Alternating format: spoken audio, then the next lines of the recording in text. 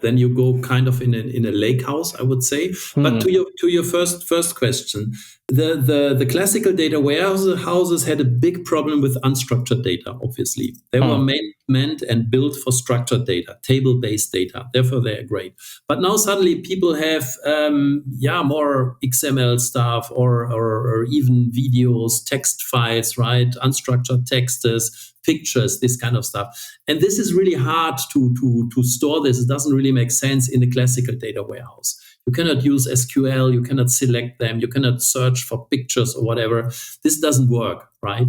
And that was the reason why they put this stuff on data lakes, because that was easy. It's a storage system, right? And one important difference, what we say between data warehouses and data lakes is, in data warehouses, we call this is schema on write. So when you write some data into the warehouse, you first have to transform it in a fixed schema, right? The data schema. So the kind of the structure of the table, the fields, is it an integer or a float or a text, whatever it is. So you change your data and then you can store it.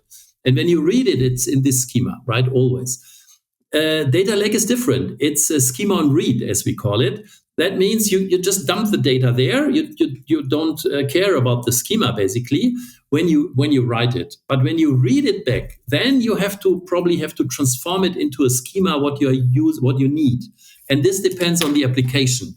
Is it an SQL, an analytics application? Then you have to transform it in a table format.